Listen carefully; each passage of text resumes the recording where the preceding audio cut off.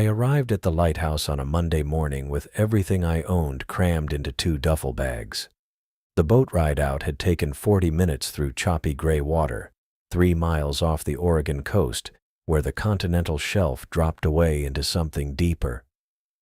Orion Fisher ran the ferry, if you could call a 30-foot workboat with peeling paint a ferry.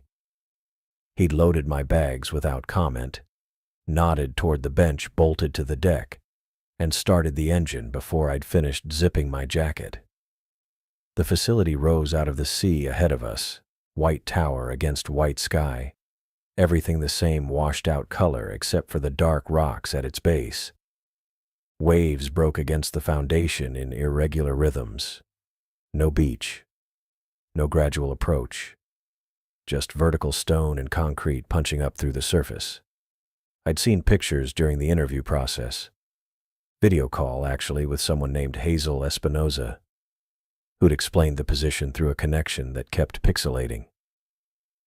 The images hadn't prepared me for how small it looked, how far from anything else. "Weather's turning," Orion said. First words he'd spoken since we'd left the dock. I looked back toward the mainland. Couldn't see it anymore. Just variations of gray in every direction, sky bleeding into water without a clear horizon line. "Storm coming?" "Always a storm coming." He adjusted course, angling toward the eastern side of the lighthouse where a concrete platform jutted out above the water line. "You get used to it." I didn't plan to be here long enough to get used to anything.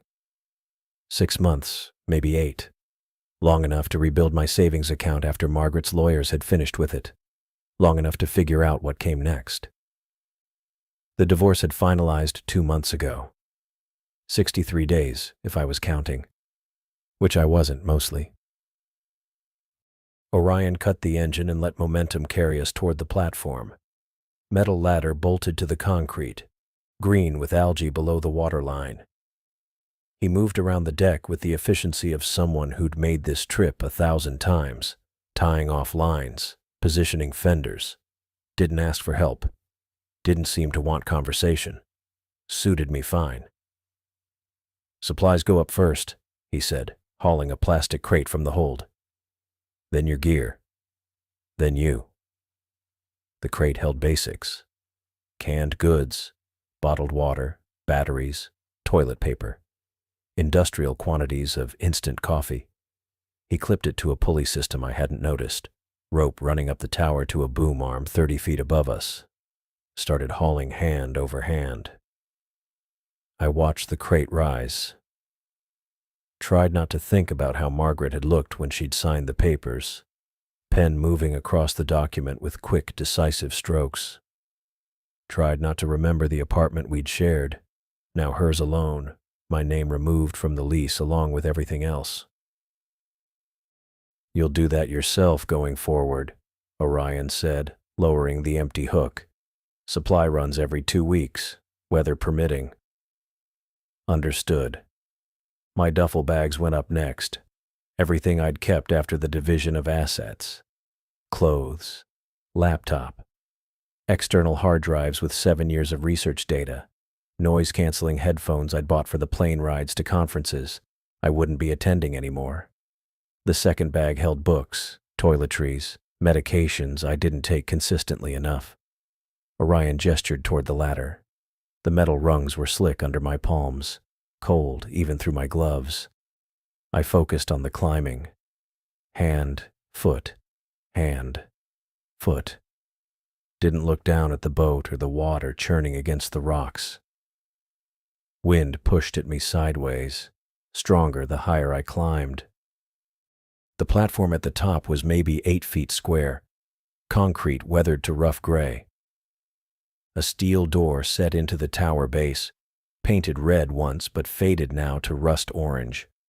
Orion came up behind me, breathing steady despite the climb. He pulled a key ring from his pocket, selected one without hesitation, and unlocked the door. "Main level's living quarters," he said, stepping inside. "Kitchen, bathroom, bunk, equipment's upstairs." The interior smelled like salt and mildew and something else underneath. Electrical ozone, maybe. Old coffee. The main room held basic furniture, narrow bed against one wall, kitchenette with a 2-burner stove, table with 2 chairs, metal shelving stocked with more supplies, single window facing east, thick glass in a steel frame, everything bolted down or built in. Orion set my bags beside the bed, moved to the shelving and pulled down a binder, pages warped from humidity. Procedures, he said, dropping it on the table. Shift schedules, equipment protocols, emergency contacts, satellite phones in the charging dock. He pointed to a device mounted on the wall, handset like something from the 90s. Weather radio next to it. You get storm warnings. You secure everything and stay inside. What about evacuation? If it's bad enough to evacuate, I can't get the boat out here anyway. He shrugged. Towers survived worse than anything you'll see. Just ride it out. Comforting. He walked me through the basics without unnecessary explanation.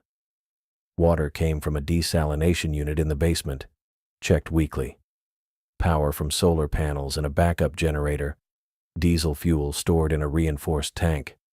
Waste system I didn't want to think about too carefully. Everything designed for minimal maintenance, maximum isolation. Your actual job's upstairs, Orion said, moving toward a spiral staircase in the corner. You coming? The stairs were steel, riveted construction, narrow enough that my shoulders nearly brushed both sides. They curved up through the tower's center, passing a second level. Storage looked like boxes and equipment cases before reaching the top floor. The equipment room filled the entire level beneath the light chamber. Banks of recording devices lined 3 walls, rack-mounted units with indicator lights and digital displays. Cables ran everywhere, bundled and labeled. A desk faced the main console, ergonomic chair that seemed absurdly out of place, professional-grade headphones hanging from a hook. Hydrophones are positioned along the shelf, Orion said, pointing to a map tacked to the wall. Red dots marked locations extending west into deeper water. They're recording constantly. Your job's to monitor the live feed during your shift, flag anything unusual.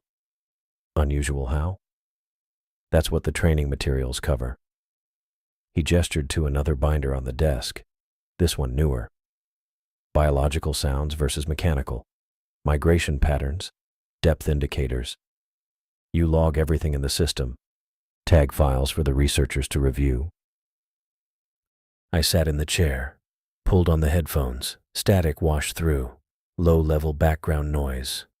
Underneath it, something rhythmic. Creaking, maybe. Groaning. That's normal, Orion said. Ice movement, tectonic settling, whale songs from 100 miles away. You'll learn to filter it. I adjusted the volume. The sounds resolved into distinct layers. High-frequency clicks, deep bass pulses, occasional metallic scraping. My background was in data analysis, pattern recognition in large data sets. This wasn't so different, just audio instead of numbers. 8-hour shifts, Orion continued. You pick the schedule, just maintain consistency. Satellite uplink transmits your logs automatically. Someone named Espinoza reviews them. Hazel Espinoza. My supposed supervisor. We'd only spoken once during the interview. She'd asked basic questions about my experience, explained the pay structure, exceptional, exactly as advertised, and sent the contract via email. I'd signed it the same day Margaret's lawyer had sent the final settlement agreement. Probably should have read both more carefully. Questions? Orion asked. When's the next supply run? 2 weeks. I'll radio ahead, see if you need anything specific. He moved toward the stairs. You're set otherwise? I think so. Satellite phone works anywhere in the tower. Emergency services, mainland contact, numbers in the binder. He paused at the top of the stairs. Gets quiet out here. Some people don't adjust.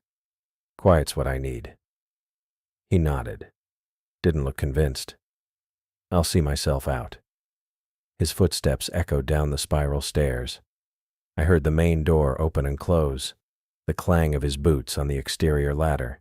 Sat there in the chair, headphones still on, listening to the ocean floor creak and settle. The boat engine started, faded, disappeared into the ambient noise. I was alone. Pulled off the headphones, stood and walked to the window. Narrow slit in the tower wall, thick glass like downstairs. The boat was already distant, white wake spreading behind it. Gray water in every direction. No other vessels, no birds, just waves and sky and the sound of wind against stone. My phone had no signal. Expected that. I'd told Margaret's lawyer where I'd be, left forwarding information for anything urgent. Told my parents I was taking a research position on the coast, which was technically true. Hadn't mentioned the isolation. Hadn't mentioned that I'd be 3 miles offshore with nothing but recording equipment and my own thoughts. Seemed like exactly what I needed. Space to think, time to process, work that required attention, but not emotional investment. I went back downstairs, unpacked my bags, putting clothes in the metal dresser beside the bed, setting up my laptop on the table. The binder Orion had left sat there, pages dense with procedures and protocols. I flipped it open. Acoustic monitoring guidelines, deep-sea hydrophone array shift requirements, 8 hours continuous monitoring per 24-hour period, logging protocols. All anomalous sounds must be tagged and categorized, emergency procedures. Contact mainland supervisor immediately for pattern classifications. I turned the page, found a list of sound categories: biological, geological, anthropogenic, weather-related, and at the bottom separate section, pattern events. No definition, just a note. See Supervisor Espinoza for classification criteria. I'd ask during my first check-in. Closed the binder. Looked around the room that would be my entire world for the next 6 months. Small, functional, utterly impersonal. Perfect. I made coffee from the instant supply, bitter and too hot, and carried it upstairs to the equipment room. Sat in the chair, put on the headphones, pulled up the logging software and started my first shift, listening to the deep ocean creak and groan while 3 miles of cold water separated me from everything I'd left behind. The sounds resolved into patterns, rhythmic, almost soothing. I began to log them one by one, settling into my new, isolated existence at the lighthouse station. The first week passed in a rhythm I hadn't expected to find comforting. Each shift ran 8 hours, and I settled into the pattern quickly.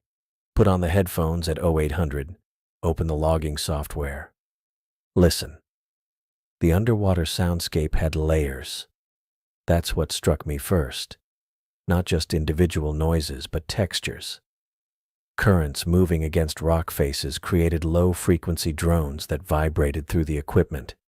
Biological sounds came in pulses, clicks, whistles, groans. I'd done marine acoustic work before, back when Margaret and I were still sharing an apartment in Portland, but that had been data analysis, spreadsheets and waveform visualizations. This was different. Raw. Immediate. Monday through Wednesday blurred together. I documented whale songs, humpbacks mostly, their vocalizations rising and falling in patterns that felt almost conversational. The classification binder had spectrograms for reference, and I matched what I heard against the examples, tagging each occurrence with timestamps and estimated distance. The hydrophones picked up everything within a 5-mile radius, sometimes farther depending on water conditions.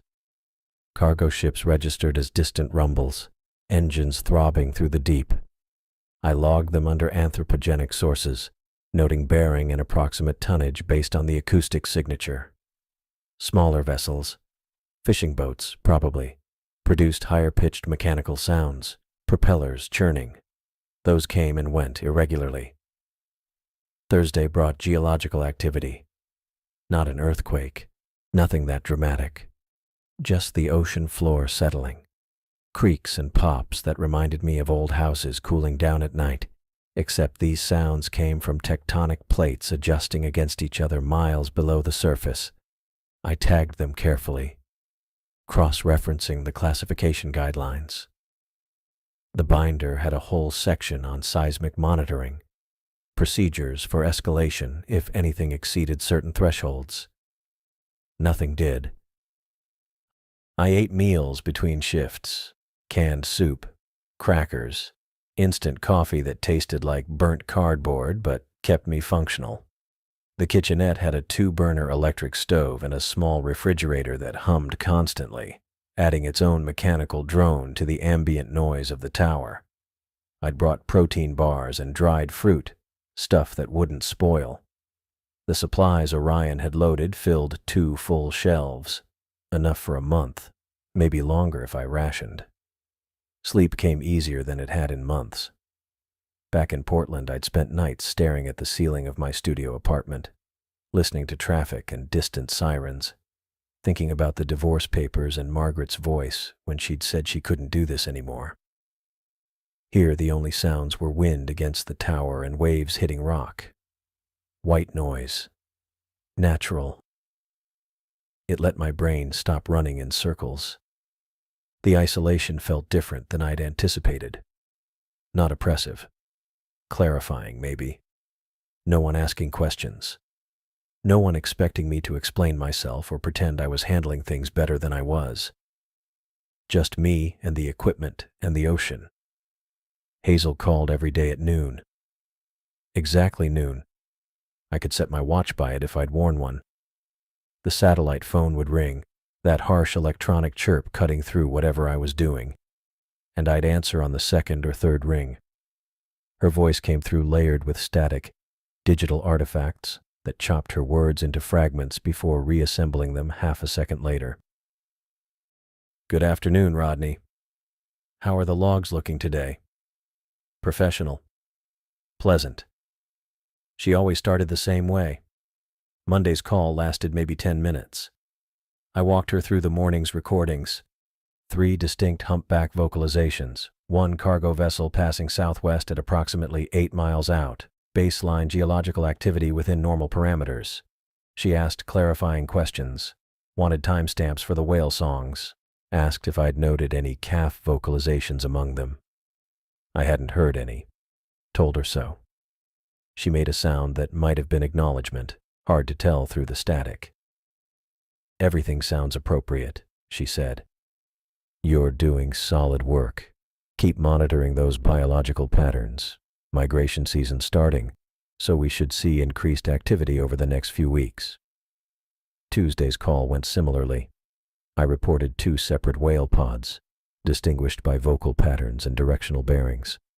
She seemed pleased, asked about equipment function, whether the hydrophones were picking up any interference or degraded signal quality. They weren't. Everything ran clean. Wednesday, she asked about my adjustment to the facility. "Some people struggle with the isolation," she said. "You managing all right?" "Fine," I told her. "Actually sleeping better than I have in a while." "Good, that's good. The routine helps, I think. Gives structure." She wasn't wrong. The predictability felt stabilizing. Wake up, monitor, log, eat, sleep, repeat. No variables to account for. No unexpected complications. Thursday's call came right as I was finishing lunch. Crackers with peanut butter, apple slices from a can. I wiped my hands on my pants before picking up. "Afternoon. Got some interesting geological activity this morning," I said. "Nothing concerning, but more pronounced than the previous days. Logged it around 09:45. Static crackled. Her voice cut in and out. "Reviewed the preliminary data. Normal range.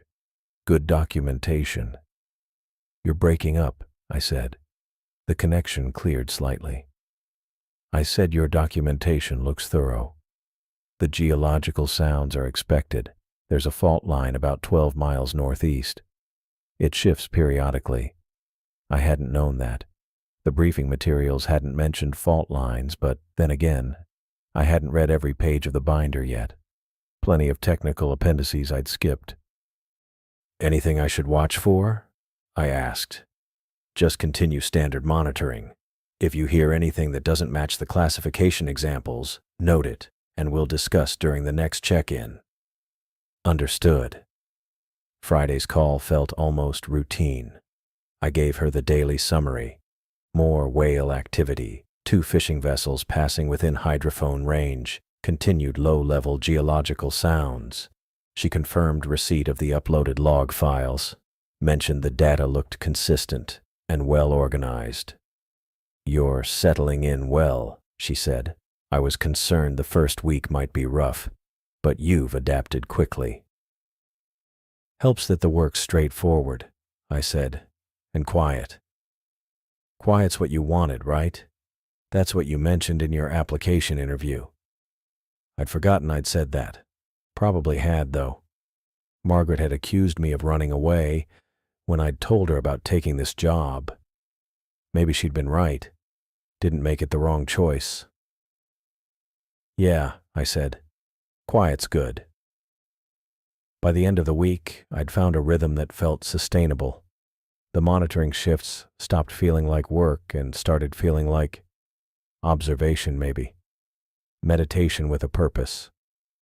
I'd sit in the equipment room with the headphones on, eyes half closed, listening to the layered soundscape. Began to recognize individual whales by their vocal signatures. One humpback had a particularly deep, resonant call that stood out from the others. Tagged it as Specimen Alpha in my logs, gave Hazel the designation during Friday's call.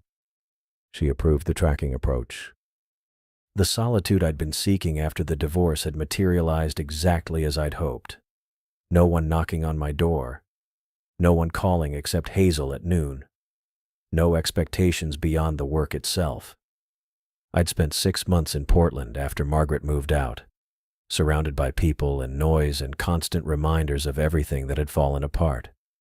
Here, none of that existed, just water and rock and the mechanical hum of equipment. I appreciated it more than I'd anticipated. The ocean sounds became familiar, comforting even. Predictable patterns I could map and understand.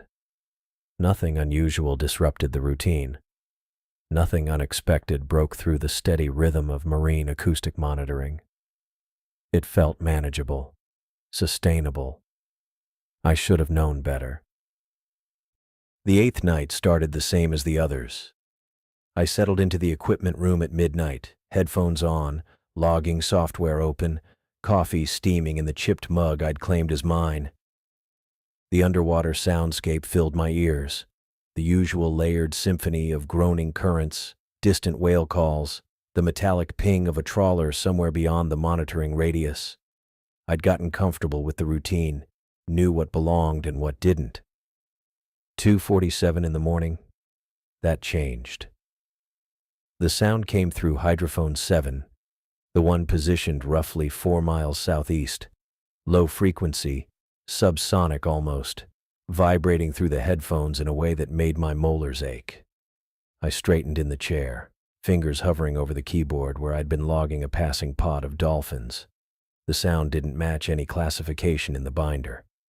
Wasn't biological, no organic rhythm to it, no breathing pattern or vocalization structure.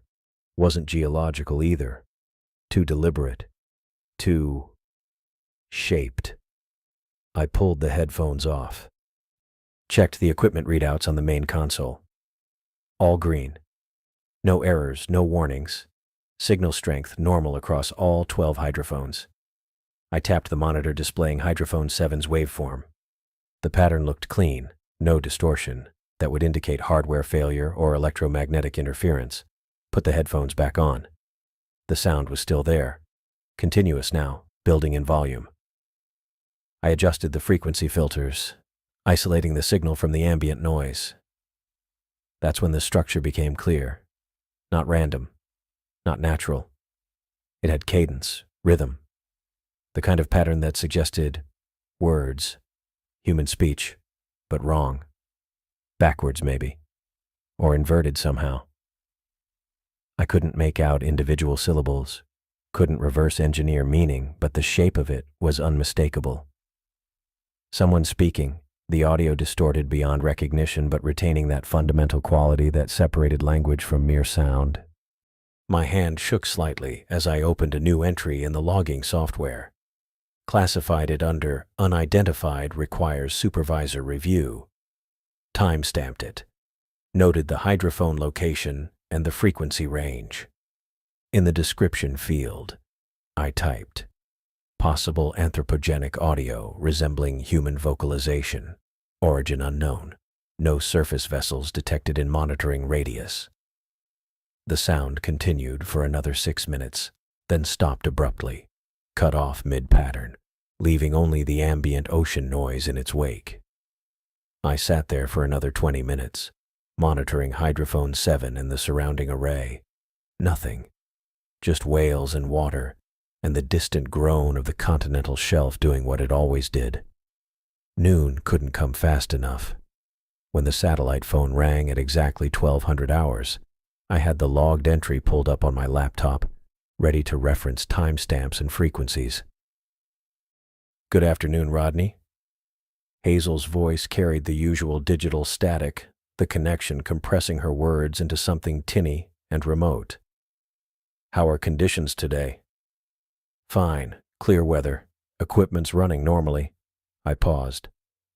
"I logged an anomaly last night, 2:47 a.m., hydrophone 7. A brief silence. Not unusual, the satellite delay created natural gaps in conversation. "What kind of anomaly?" "Low-frequency audio. Subsonic range, but structured. It sounded like it resembled human speech. Played backwards, maybe. I couldn't identify it using any of the classification protocols." "Duration?" 6 minutes, 14 seconds. "And you've verified equipment function?" "Everything checked out. No errors, no signal degradation. I reviewed the recording 3 times. It's there." Another pause, longer this time. I heard what might have been papers rustling on her end, or just interference. "Most likely electromagnetic interference," Hazel said. Her tone remained professional, untroubled. "Fishing vessels sometimes carry radio equipment that creates unusual acoustic signatures when signal bleeds into the hydrophone array. The backward speech effect is characteristic of compressed radio transmission interacting with underwater monitoring equipment." I frowned. There were no vessels in the monitoring radius. I checked the surface traffic logs. "Beyond the radius, then." EM interference can travel considerable distances through water, especially in the frequency range you described. I'll review the uploaded data, but I'm confident it's equipment-related. Note it in your daily log and continue standard monitoring." Something in her dismissal bothered me. Too quick, too certain. But she was the supervisor. She'd reviewed thousands of hours of this data, knew the equipment's quirks better than I did after only 8 days. "Understood," I said. "Excellent work flagging it, though. That's exactly the kind of vigilance we need. Anything else to report?" "No. Just the usual biological and geological activity." "Very good. Keep up the thorough documentation." The line went dead. I sat at the table in the living quarters, laptop open, staring at the waveform of the anomaly. The pattern looked wrong for radio interference. Too organic, too deliberate. But Hazel had decades of experience with this equipment, this location. If she said it was EM bleed, it probably was. I closed the laptop, ate a can of chili standing at the kitchenette counter, not tasting it. Tried to sleep that afternoon before the next shift. But the sound kept replaying in my head. The cadence of it. The shape. The next night I was in the equipment room 15 minutes early, coffee already brewed, logging software open and ready. I told myself I wasn't expecting anything, just being thorough, professional. 247 came and went. Nothing. I felt the tension drain from my shoulders. Hazel was right. Equipment glitch. One-time occurrence. Nothing to worry about. 251. Hydrophone 3 lit up. The sound came through clearer this time. Same low frequency, same subsonic rumble that made my teeth ache, but the structure was more defined. Still backwards, still distorted, but I could hear individual phonemes now. The rhythm of sentences, the pause between phrases. Someone speaking underwater, the audio reversed and stretched and wrong. I checked the location. Hydrophone 3 sat 15 miles north of Hydrophone 7. My fingers moved without conscious thought, opening the previous night's log entry, comparing coordinates. I pulled up the coastal map on the secondary monitor, plotting both positions. A straight line. Northward trajectory. The sound continued for 7 minutes this time, then cut off with the same abrupt finality. I didn't sleep that day. Lay in bed watching the ceiling, listening to the tower creak around me, thinking about movement and patterns and the distance between 2 points. Called Hazel at noon. Reported the second occurrence. She maintained it was equipment related. Suggested running a full diagnostic on the hydrophone array. I ran the diagnostic. Everything came back clean. Third night, 247 exactly. Hydrophone 1, another 15 miles north. Fourth night, same time. Hydrophone 11 continuing the trajectory. I stopped mentioning it in the daily calls. Hazel had made her position clear, and I didn't want to seem obsessive or unreliable, but I tracked it. Created a spreadsheet with timestamps, locations, durations. Plotted each occurrence on the map with colored pins I fashioned from torn pieces of the classification binder. The pattern was undeniable. Whatever was making that sound was moving steadily northward along the coast, appearing on a different hydrophone each night at exactly 2:47 in the morning. The progression was geometric, precise. Each new position fell perfectly along the projected line. I calculated the trajectory forward. In 6 days, it would reach the lighthouse. My hands were shaking again as I marked the final position on the map. The colored pin sat directly over the tower's location, 3 miles offshore, exactly where I was sitting. Outside, the wind picked up. The tower groaned. Waves crashed against the rocks below with a rhythm that sounded almost like speech. I put the headphones back on and listened to the ocean, waiting for 247 to arrive again. I called Hazel at noon on the 5th day, before the pattern reached my position, before I understood what I was listening to. She answered on the second ring. Same digital static, same professional tone. Rodney, how's the monitoring going? I need to discuss the recurring anomaly. I had my notes spread across the table. 5 nights of timestamps, coordinates, frequency ranges, the map with its colored pins forming a straight line pointing directly at the lighthouse. It's appeared every night at 2:47 a.m., moving northward in 15-mile intervals. The progression is geometric and consistent. This isn't random interference. Silence. Not the static kind. The deliberate kind. We discussed this, Hazel said. Her voice had changed. Sharper edges.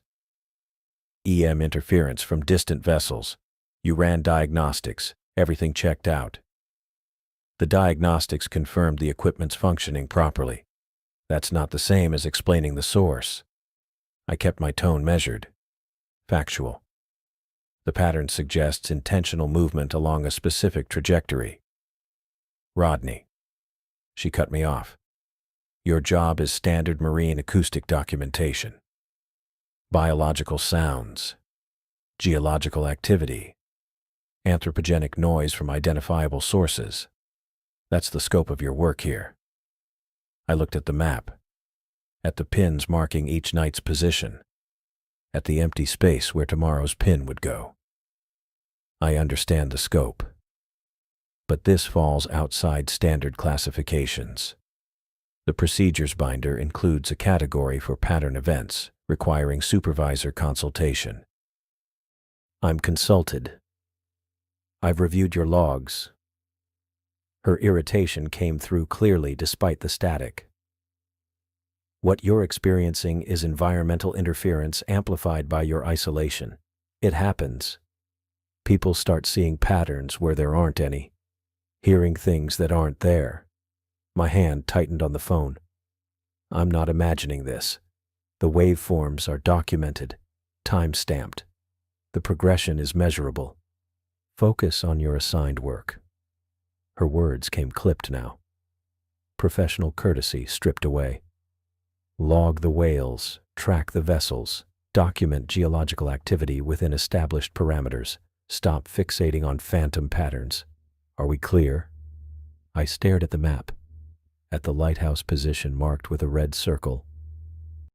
Clear. Good. I'll check in tomorrow. The line went dead before I could respond. I sat there holding the phone. Outside, the waves hit the rocks with their steady rhythm. Inside, the tower creaked and settled.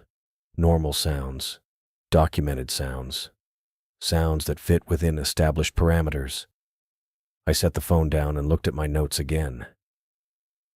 Hazel wanted me to stop, wanted me to focus on standard documentation and ignore everything else, wanted me to pretend I hadn't noticed the pattern moving closer every night. I opened my laptop instead. The audio software took 3 hours to download over the satellite connection. Professional-grade spectral analysis tools, the kind I'd used during my graduate research. Waveform editing, frequency isolation, noise reduction and filtering capabilities that went far beyond the basic logging software the facility provided. I worked through dinner, forgot to eat, made coffee and let it go cold. The procedures binder sat closed on the shelf. Standard marine acoustic documentation. My assigned scope. I opened the first recording instead. Hydrophone 7, 5 nights ago. 2:47 a.m. The waveform appeared on screen. Low-frequency pulses beneath the normal ocean noise. I isolated the anomaly, filtered out the background static, adjusted the frequency range to bring the subsonic elements into audible range. Then I reversed it. The sound that emerged made my hands go still on the keyboard. Voices. Not one voice. Dozens of them. Layered and overlapping, whispering in a cascade that rose and fell with rhythmic cadence. I'd known, some part of me had recognized the speech patterns from the first night, but hearing it confirmed sent something cold through my chest. I played it again, adjusted the filters, isolated individual frequency bands to separate the layers. Most remained unintelligible. Fragments of words buried beneath other fragments. Consonants without vowels. Syllables that dissolved into static before completing. But pieces emerged, enough to confirm what I was hearing. I started a new document, began transcribing. The first clear fragment came at timestamp 2 minutes 14 seconds. 42.73 north. Coordinates. Geographic coordinates.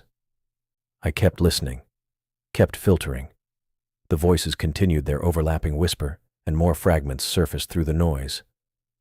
August 1968. A date, decades old. 117 west. More coordinates. March 2003. Another date, more recent but still years past. I worked through the night, through the next day, forgot about my monitoring shift, forgot about the noon call I missed, forgot about everything except the voices and what they were saying. Each recording yielded more fragments, coordinates and dates scattered through the whispers, no apparent pattern to their order, some from the 1960s, others from the 80s, A few from the early 2000s, all maritime coordinates, all Pacific Northwest waters. Then the names started appearing. I almost missed the first one. Had to replay the section 3 times before I isolated it clearly enough to understand. Pacific Dawn. I stopped the playback, stared at the transcription. Pacific Dawn. Not a common phrase, not a description. A name, the kind of name you'd give a vessel. I kept working, kept filtering and isolating and transcribing. Stella Marie. Another name. Definitely a boat name this time. The rhythm and cadence matched maritime naming conventions. Northern Cross. Harvest Moon. 4 names, 4 vessels, whispered among the coordinates and dates in voices that shouldn't exist 4 miles underwater. I sat back from the laptop. My eyes burned from staring at the screen. My coffee had gone cold hours ago. The window showed late afternoon light, but I couldn't remember when I'd last slept. The names bothered me, more than the coordinates, more than the dates, more than the fact that I was hearing human voices in recordings taken from hydrophones monitoring empty ocean. Pacific Dawn, Stella Marie, Northern Cross, Harvest Moon. I opened a new browser window, started searching. The satellite connection crawled. Each search took minutes to load, but the results came through eventually. Pacific Dawn, fishing vessel lost off the Oregon coast, August 1968. All hands. My hands went still on the keyboard. Stella Marie, cargo ship vanished en route to Seattle, March 2003. No wreckage found. Northern Cross, research vessel disappeared, October 1974. Coast Guard search called off after 2 weeks. Harvest Moon. Commercial trawler. Missing since December 1991. Presumed sunk. I pushed back from the table. Stood up. Walked to the window. The ocean stretched gray and empty to the horizon. Same view I'd seen every day since arriving. Same waves. Same sky. Same isolation. But something was moving through that water. Something that carried the voices of lost vessels and whispered their names in overlapping layers. Something that had been traveling northward for 6 nights, 15 miles closer each time. Something that would reach the lighthouse tonight. I looked at the clock. 6:32 p.m. 8 hours and 15 minutes until 2:47 a.m. I should have eaten, should have slept, should have called Hazel back and reported what I'd found. Instead, I returned to the laptop. Opened the most recent recording. Started filtering and isolating again. Because the names bothered me most. Not just that they were vessel names, not just that the vessels had all been lost, but that the voices were whispering them. Dozens of voices, layered and overlapping, speaking the names of ships that had vanished into these waters. Speaking them as if they knew, as if they remembered, as if they were calling them home. I put on my headphones, adjusted the frequency filters, listened to the whispers repeat their litany of coordinates and dates and names. Outside, the sun dropped toward the horizon. The tower creaked in the wind. The waves hit the rocks with their eternal rhythm. And somewhere in the water 4 miles southeast, moving 15 miles closer every night, something approached that carried voices it shouldn't have.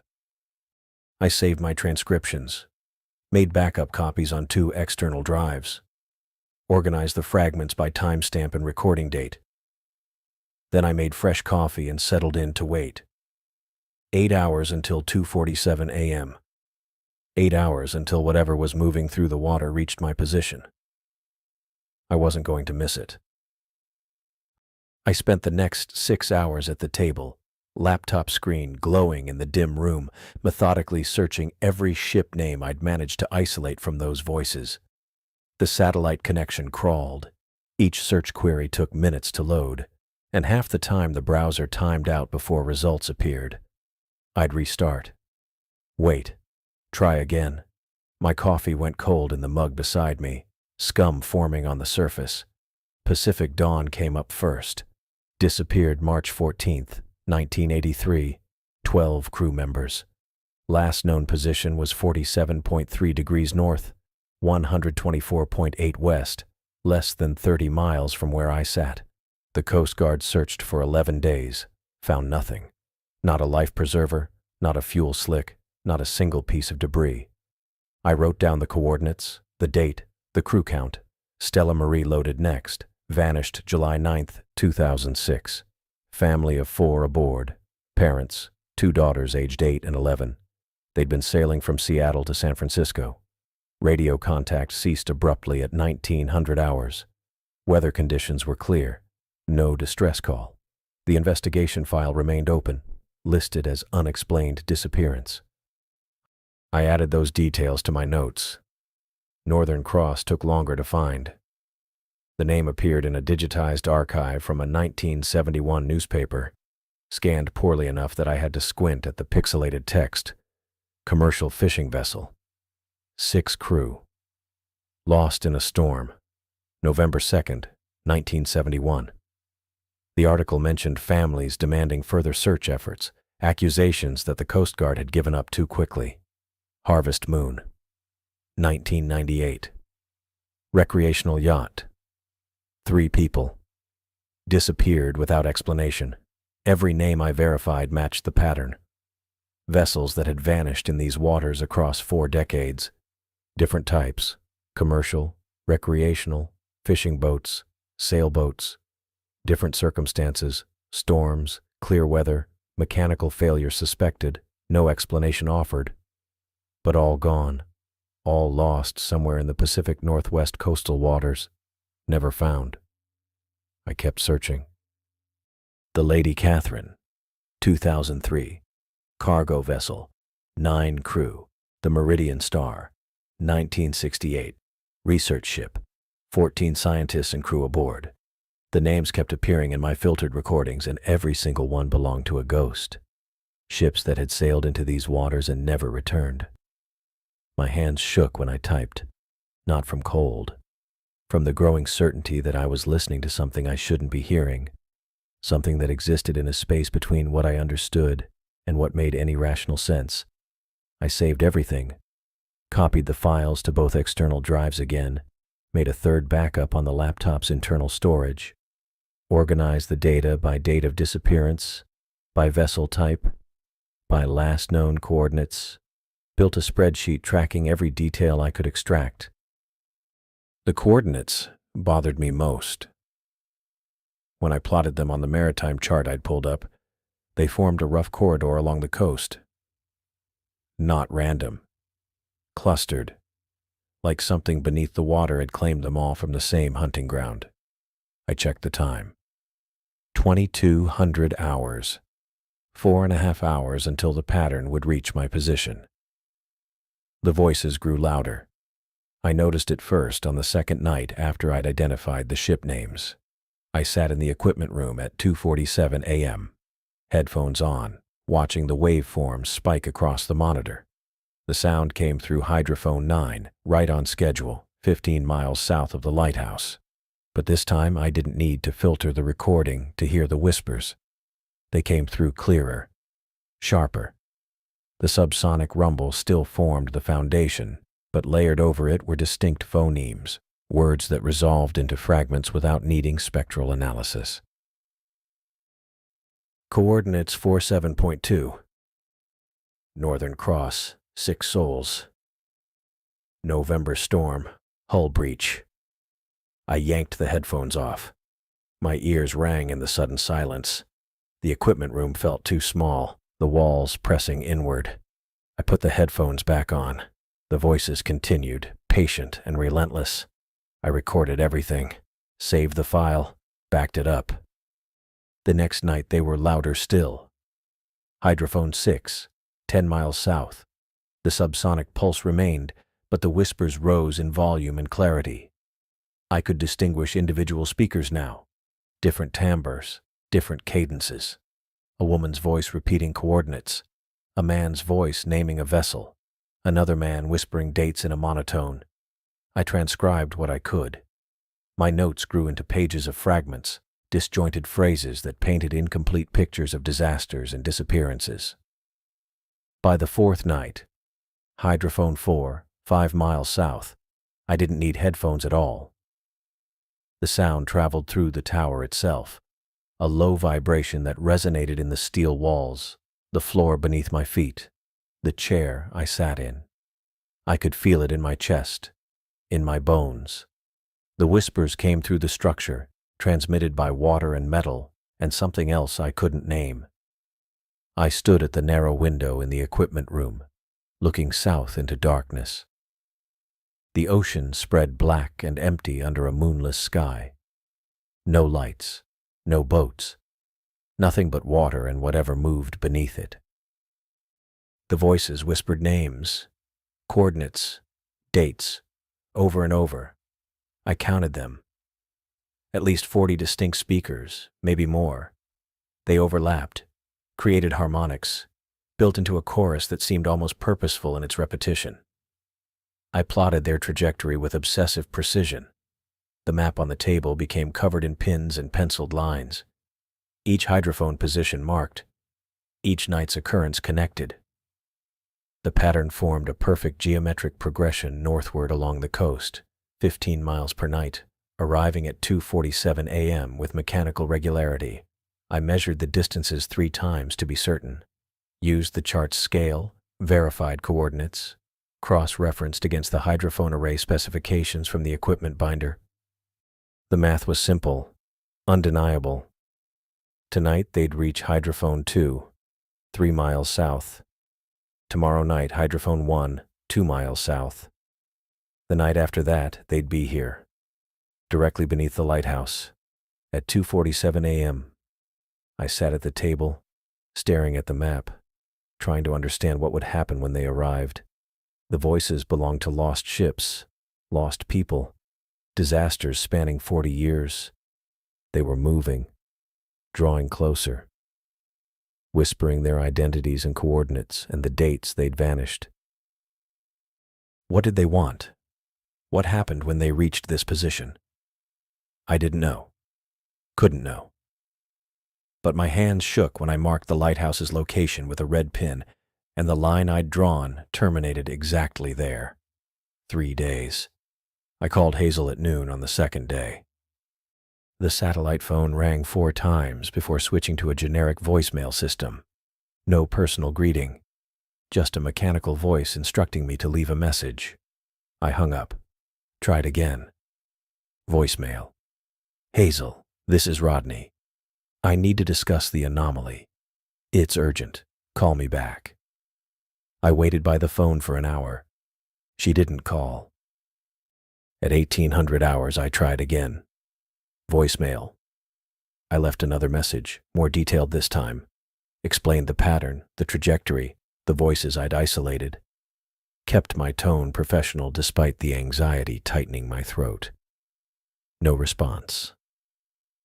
The next morning, I called at 0800, voicemail, at noon, voicemail, at 1500, voicemail, at 1800, voicemail.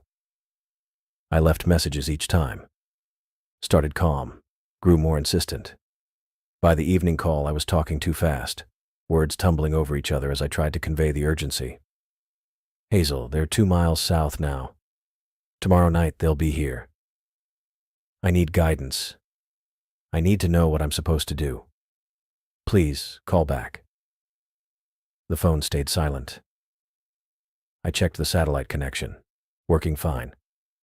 Tested the phone by calling the equipment support line listed in the procedures binder. Someone answered on the second ring. Verified my location. Asked if I needed technical assistance. I said no. Hung up. The phone worked. Hazel just wasn't answering. On the third day, I called at 0600 before she'd normally be in contact. Voicemail. 0800. Voicemail. 1000. Voicemail. Noon. Voicemail. I stopped leaving messages. Just let it ring. Listened to the digital static and the mechanical voice. Hung up. Tried again. 1400. Voicemail. 1600. Voicemail. 1800. Voicemail. 2000. Voicemail. The panic that had been building in my chest since I'd first plotted the trajectory expanded into something larger. Not fear exactly. More like the sensation of standing at the edge of something vast and incomprehensible, knowing I was about to fall and having no way to stop it. Hazel had been my only contact. The only person who knew I was here, who checked in daily, who represented some connection to the world beyond this tower. Now she was gone. Silent. Unreachable. I sat at the table, phone in hand, staring at the map with its red pin marking my position. The voices would arrive in 6 hours. At 2:47 a.m. they'd be directly beneath me, and I'd be alone with whatever they were. I tried the phone one more time at 2200. Voicemail. I set it down carefully, fighting the urge to throw it across the room. The tower groaned around me. Waves crashed against the rocks below. The wind picked up, whistling through gaps in the window frame. I sat in the dim room, surrounded by my notes and recordings and the maritime chart covered in pins, and waited for 2:47 a.m. I'd stopped sleeping entirely by then. No point trying anymore. Every time I closed my eyes, I heard those whispers layering over each other, coordinates and names and dates weaving together into something that felt almost conscious. So I stayed in the equipment room instead, watching the clock tick toward 02:47, waiting for whatever was coming to arrive. But the waiting got to me, made my hands shake, made my thoughts spiral. I needed something to do, something concrete. Something that didn't involve staring at that map with all those colored pins marking the pattern's inexorable northward crawl. So I turned to the equipment itself. I'd been using it for days now, weeks really, but I'd never actually examined it. Not properly. I'd put on the headphones, opened the logging software, tagged sounds according to the classification binder, standard monitoring procedure. But I'd never looked at what the equipment actually did, how it functioned, what it was designed to accomplish beyond passive listening. The main console sat against the eastern wall, a bank of rack-mounted components with LED indicators blinking in steady rhythms. Green lights mostly, a few amber ones indicating active recording channels. I'd glanced at it during Orion's initial walkthrough, but hadn't paid real attention. Just nodded when he'd pointed things out and explained the basics. Now I studied it with the kind of focus I used to apply to research data back when I had a real job, back before the divorce, before I'd needed to escape to a lighthouse 3 miles offshore just to find some goddamn quiet. The top rack held the recording array, 12 channels, one for each hydrophone positioned in a grid pattern around the facility. Below that sat the signal processors, digital converters, and storage drives that captured and archived every sound picked up by the underwater microphones. Standard equipment. Nothing unusual there. But the third rack down caught my attention. A transmitter unit. Heavy duty, judging by the heatsink fins running along its casing. Connected to the hydrophone array through a junction box that split the signal paths. I frowned at it, ran my finger along the cables tracing their routes. Hydrophones were supposed to be passive devices, microphones essentially. They picked up sound waves traveling through water and converted them into electrical signals. One-way operation, listening only. This transmitter suggested otherwise. I pulled the procedures binder from the shelf where I'd left it, wedged between the classification guide and the equipment manuals. Flipped through the sections I had already read, monitoring protocols, sound categories, logging procedures, emergency contacts. Then I went deeper, past the pages I'd skimmed during that first day when everything still seemed straightforward and manageable. Found a section labeled System Configuration near the back. The text was dense. Technical specifications, frequency ranges, power output ratings, but buried in the third paragraph, a single sentence made my stomach drop. Active acoustic transmission occurs on a continuous cycle via hydrophones 1, 4, 7, and 10, broadcasting at 18 Hz with 200-watt output directed toward survey zone alpha. I read it again. Then a third time. Active acoustic transmission. The hydrophones weren't just listening. 4 of them were broadcasting, sending signals out into the water on a frequency so low I couldn't hear it without specialized equipment. 18 Hz. Well below the range of human hearing, deep infrasound that could travel for miles through seawater without significant attenuation. I turned back to the console, found the power output meter I'd previously ignored. The needle sat steady at 195 watts, just below the 200 listed in the manual. Constant transmission, exactly as the documentation specified. My hands started shaking again. I pulled up the hydrophone map on the laptop, the one showing all 12 positions in their grid pattern around the lighthouse. Highlighted units 1, 4, 7, and 10. They formed a smaller square within the larger array, positioned at the cardinal points, and they were all aimed inward, toward the center of the grid, toward Survey Zone Alpha. I didn't know what Survey Zone Alpha was. The term hadn't appeared in any of the briefing materials Hazel had provided, but I could guess its location easily enough. The map showed depth contours in addition to hydrophone positions, and there was only one feature that made sense as a survey target: the trench. 2 miles down, directly beneath the lighthouse, a geological fault line where the ocean floor dropped away into crushing darkness. I'd noted it during my first review of the charts, but hadn't thought much about it. Just another piece of topographical data. Now I stared at those depth contours, the lines packed tight together indicating a nearly vertical drop, and felt something cold settle in my chest. The equipment had been broadcasting into that trench, continuously. For how long? I checked the system logs, scrolling back through weeks of automated entries. The transmission had been running since before I'd arrived. Months, probably, maybe longer. The logs only retained 90 days of historical data, and the pattern extended back to the earliest entries. 18 Hz, 200 watts. Aimed down into the deepest part of the trench, where the pressure would crush a human body into paste, and the temperature hovered just above freezing. Calling something. The thought arrived, fully formed, undeniable. I tried to push it away, tried to apply rational analysis, tried to find some other explanation.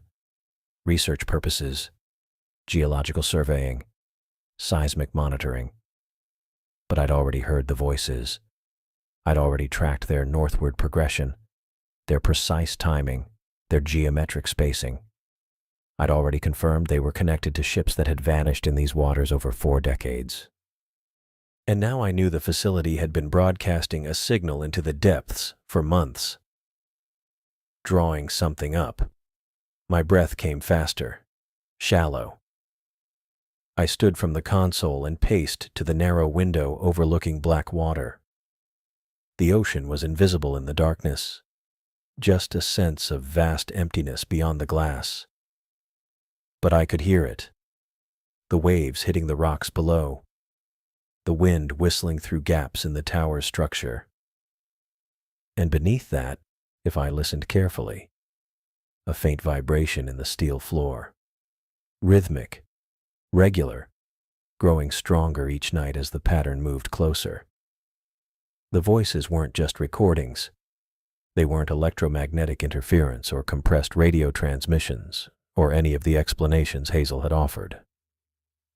They were something the signal had collected, gathered up from the ships that had gone down in these waters, from the people who'd drowned, their final words, their coordinates, their names and dates, all of it absorbed and carried by whatever was rising from the trench, responding to the call.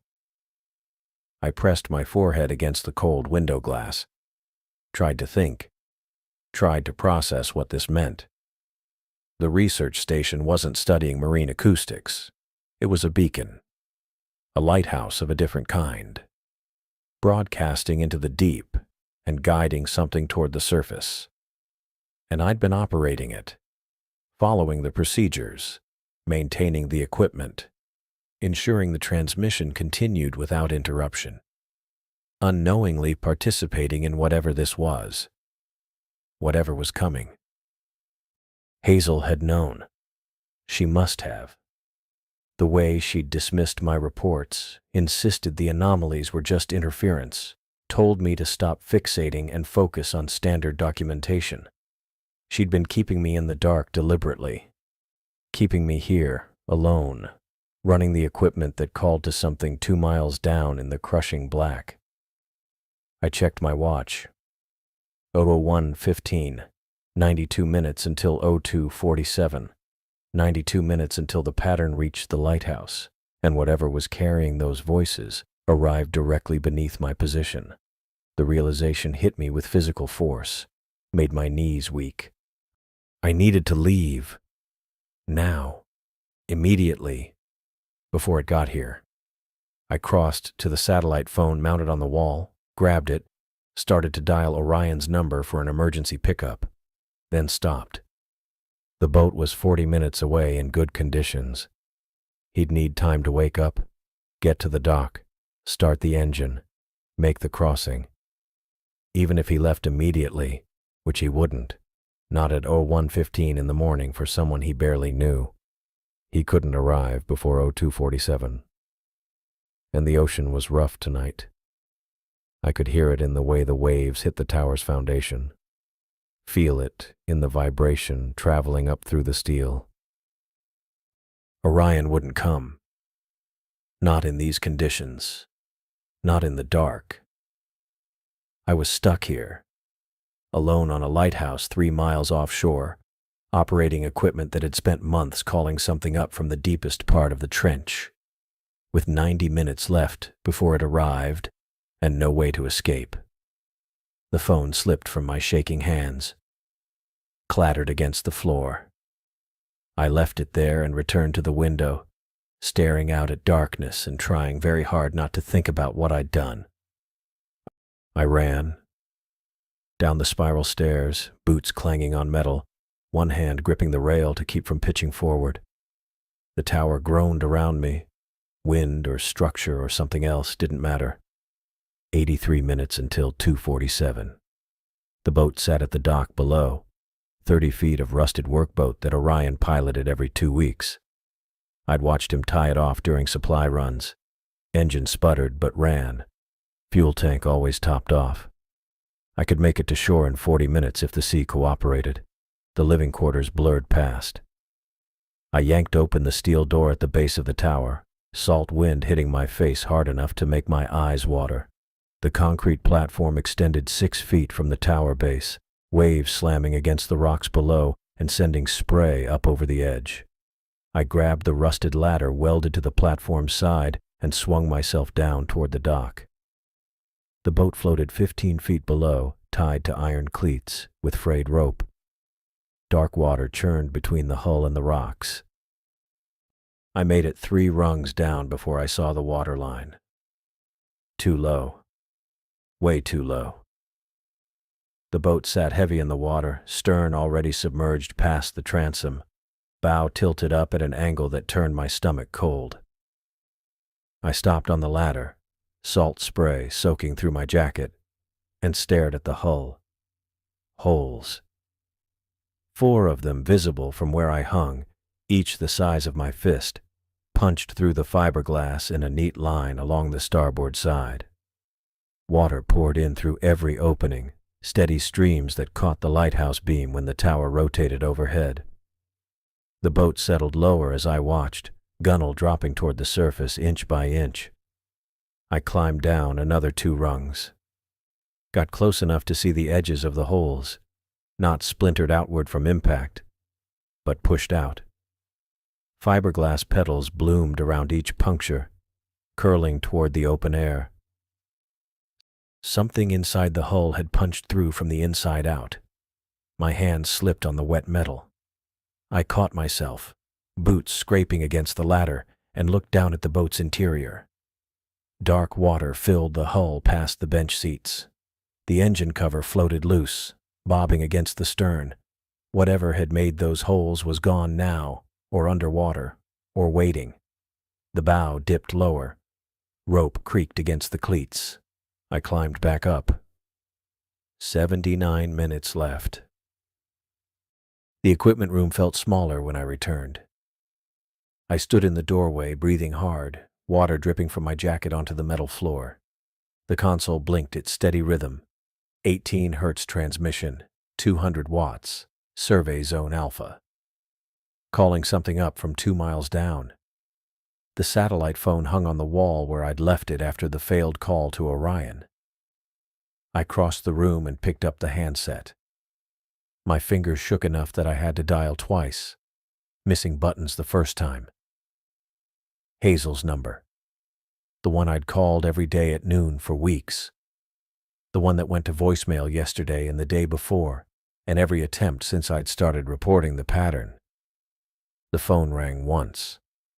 Then a recorded message. The number you have reached is not in service. Please check the number and try again. I pulled the phone away from my ear, looked at the handset, put it back and dialed again, slower this time, checking each digit against the contact list in the procedures binder. Same message. Not in service. I stood there with the phone pressed to my ear, listening to the automated voice repeat itself, and felt something cold settle in my chest. Not panic this time. Worse than that. The kind of cold that comes when you realize you've been wrong about something fundamental. I hung up. Flipped through the procedures binder to the emergency contacts page. Found the main number for the research station's parent organization, Pacific Northwest Marine Research Consortium. I'd never called it before. Never needed to. Hazel handled everything. The phone rang 4 times before someone picked up. PNMRC, this is Night Desk. How can I help you? Young voice. Bored. I need to speak with someone about the acoustic monitoring station 3 miles off the coast. The lighthouse. Okay. What's the issue? I need to reach my supervisor, Hazel Espinoza. She's not answering her direct line. Silence on the other end. Then, hold on. Keyboard clicking. I waited, watching the console blink, counting seconds. 68 minutes. Sir, I'm not showing any Hazel Espinoza in our employee directory. She's my supervisor. She calls every day at noon. She reviews my data logs. More typing. What station did you say? The lighthouse. 3 miles offshore. Acoustic monitoring. Let me transfer you to operations. The line clicked. Held. A different voice came on. Older, male, irritated at being woken. This is operations. What's the problem? I explained again. The lighthouse. The monitoring work. Hazel Espinoza. We don't have any active monitoring stations offshore right now, he said. The lighthouse project was shut down 8 months ago. Equipment's still out there, but nobody's staffed. My hand tightened on the phone. I've been here for weeks. Who authorized your deployment? Hazel Espinoza. She hired me. She calls every day. Sir, I'm looking at our personnel database right now. We have no record of anyone named Hazel Espinoza. Never have. The floor tilted under my feet. I sat down hard in the chair, phone still pressed to my ear. The equipment's running, I said. My voice sounded distant. The transmission. Survey Zone Alpha. What transmission? Hydrophones 1, 4, 7, and 10. Broadcasting 18 Hz at 200 watts. It's been running for months. Silence. Then. Those units don't have broadcast capability. They're passive receivers only. I looked at the console. Third rack. Heavy-duty transmitter.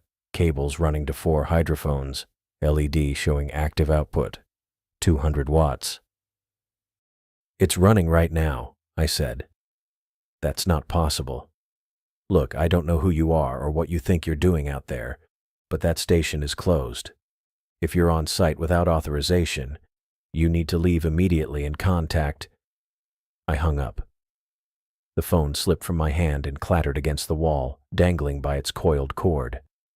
I sat in the chair and stared at the console. No record of Hazel Espinoza. Never employed by the consortium. The calls every day at noon.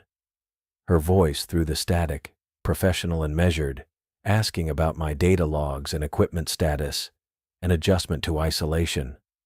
Her irritation when I reported the pattern. Her instructions to focus on standard documentation and stop fixating on anomalies. I'd been alone the entire time, kept in place by a voice that existed only to ensure I completed my task. That I kept the transmission running. That I stayed at the console and logged the sounds and didn't ask too many questions until it was too late to matter. The tower groaned. Wind howled through gaps in the window seals. 63 minutes until 2:47. I stood up, walked to the map still pinned to the wall, covered in colored markers tracking the pattern's northward movement. 15 miles per night, geometric precision. Voices of lost ships and drowned crews whispering coordinates and names and dates. All of it moving toward this exact location. Toward the transmission I'd been maintaining without knowing what it called. My legs gave out. I caught myself on the desk edge, knuckles white against the metal, and understood with perfect, terrible clarity that I'd been manipulated. Trapped. The boat destroyed from inside so I couldn't leave. The phone number disconnected because I didn't need supervision anymore. Just compliance. Just my presence here at this console, keeping the signal active until whatever rose from the trench arrived. I looked at the transmitter, thought about the power switch, the circuit breakers. Thought about the voices I'd heard, layered and whispering, growing louder each night. 61 minutes left, and nowhere to go but up. I sat at the console watching the clock display count forward, 2:46 and 20 seconds. The headphones rested heavy against my ears, foam padding damp with sweat. My hands gripped the armrests of the chair, that same metal-framed swivel seat I'd occupied for weeks, bolted to the floor so it wouldn't shift in rough seas. 25 seconds. The whispers continued through the headphones, layered and insistent. Pacific Dawn.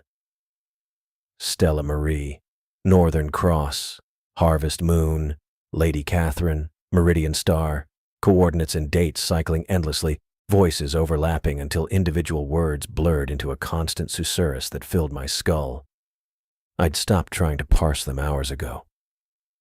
Now I just waited. 30 seconds. The tower groaned around me. Wind hammered the narrow windows, rattling the glass in its steel frame.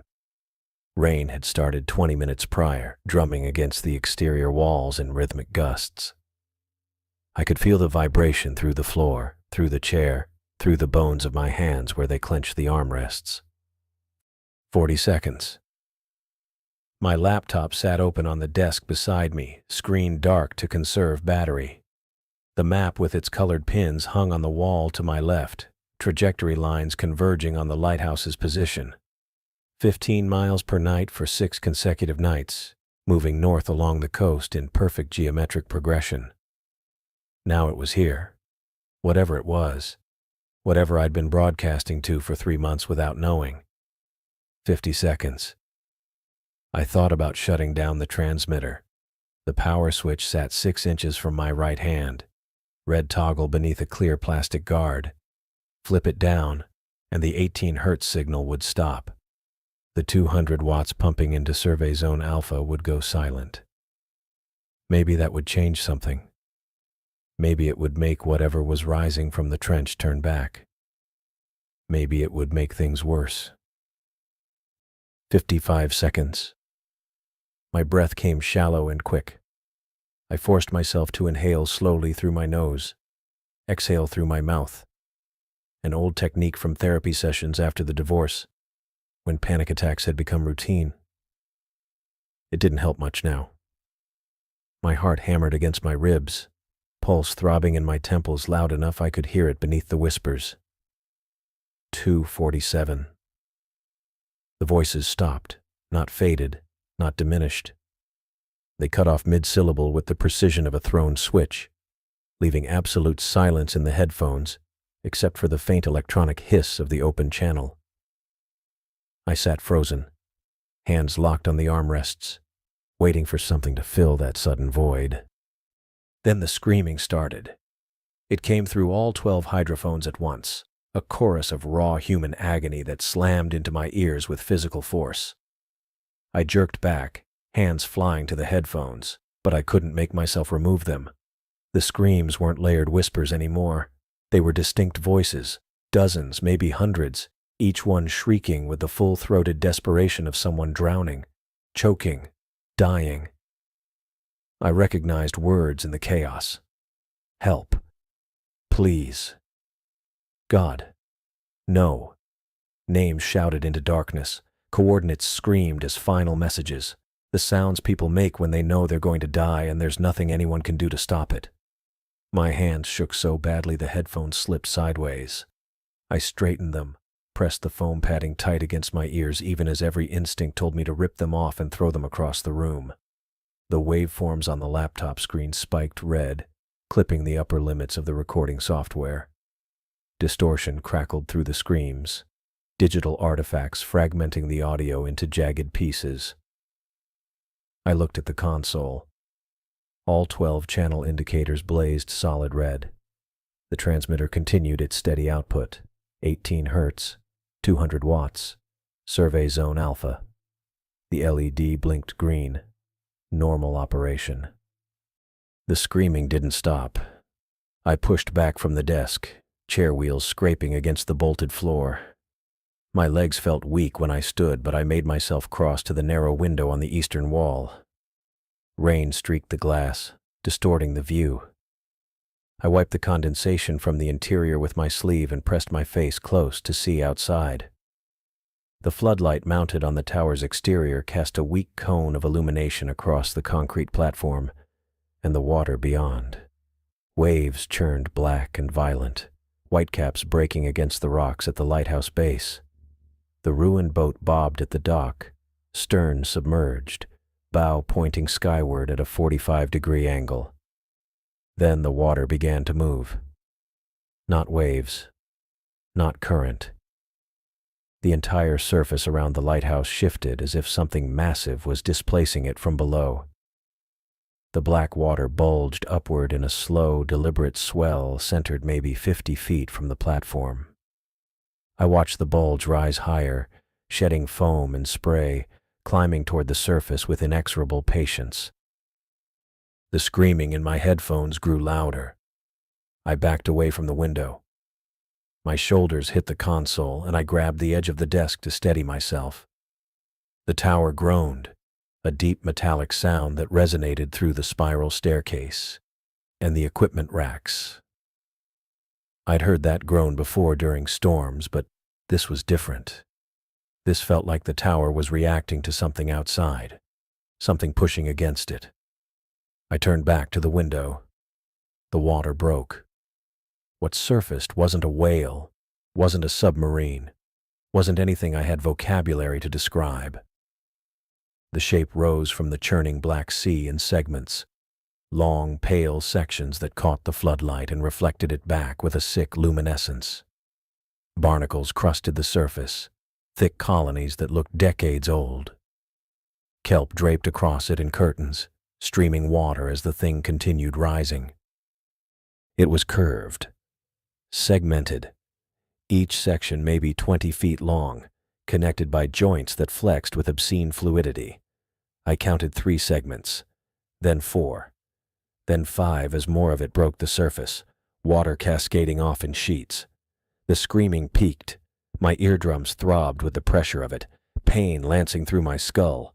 I clawed the headphones off and let them drop to the floor, Even without them, I could hear the screaming, fainter now but still present, transmitted through the tower's steel bones, vibrating up from the water itself. The thing in the water continued rising. 6 segments. 7. The joints between them bent at angles that made my eyes hurt to follow. Barnacles covered every inch, some as large as dinner plates, and among them I saw other things embedded in the pale flesh. Ropes tangled around one segment, a rusted anchor chain wrapped tight around another, fragments of wood and metal protruding like shrapnel. 8 segments. The uppermost section broke free of the water completely, rising 30 feet above the waves. It tapered to a blunt point, eyeless and featureless except for the barnacles and debris. The whole thing swayed in the wind, kelp streaming from it, water pouring in rivulets down its length. Then it bent.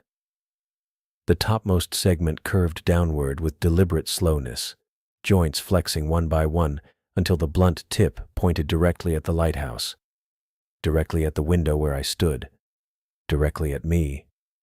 The screaming stopped. Silence rushed in to fill the void.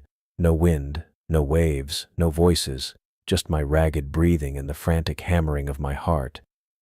The thing held position, motionless in the black water, barnacle-crusted segments gleaming in the floodlight. Frozen. Waiting. I stood at the window, trapped 3 miles offshore in a tower that groaned and shuddered, staring at something massive and pale and impossible that had surfaced from the trench 2 miles below, because I'd spent 3 months broadcasting a signal I didn't understand. The console behind me continued its steady operation. 18 hertz, 200 watts, survey zone alpha. The thing in the water didn't move. Neither did I.